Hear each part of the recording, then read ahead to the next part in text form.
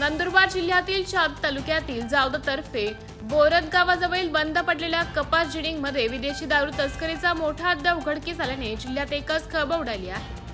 मसावत पोलिसांनी गुप्त माहितीच्या आधारे टाकलेल्या धाडीत अंदाजे 3 कोटी रुपयांचा विदेशी मद्यसाठा, 14 वाहने, त्यामध्ये एक व्हीआयपी कार, एक ट्रक, एक ट्रॉला आणि इतर वाहने जप्त केल्याची प्राथमिक माहिती समोर आली आहे। प्राथमिक तपासानुसार बंद पडलेल्या जिनिंगचा वापर विदेशी मद्यसाठा, मोठा साठा लपवण्यासाठी केला जात होता। तेथून कंटेनर आणि ट्रकच्या माध्यमातून गुजरात राज्यात मोठ्या प्रमाणावर दारूची तस्करी करण्याची तयारी सुरू असल्याचे संशय व्यक्त केला जात आहे। तस्करीच्या या रॉकेटमध्ये आलिशान व्हीआयपी कारचा वापर, समन्वय आणि देखरेखीसाठी करण्यात आल्याची माहिती समोर येत आहे। जप्त करण्यात आलेल्या 14 वाहनांपैकी तब्बल 12 वाहनांवर गुजरात राज्याची नोंद असल्याचं प्राथमिक तपासात निष्पन्न झालं आहे।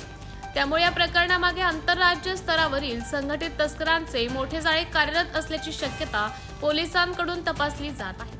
मसावत पोलिसांनी वेळेत कारवाई करून तस्करांचा मोठा डाव उधळून लावला आहे।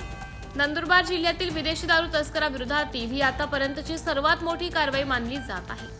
या प्रकरणामागील मुख्य सूत्रधार कोण, विदेशी मद्यसाठा नेमका कोठून आणला गेला, या रॅकेटमध्ये आणखी कोण कोण सहभागी आहे, आर्थिक पाठबळ कोणाचे आहे, अशा अनेक प्रश्नांची उत्तरे तपासातून समोर येणे बाकी आहे। दरम्यान पोलिसांकडून अधिकृत पंचनामा, अचूक जप्तीचा आकडा, अटक करण्यात आलेल्या आरोपींची माहिती आणि मुख्य सूत्रधाराबाबतचा तपशील लवकरच जाहीर केला जाणार असल्याचं समजते।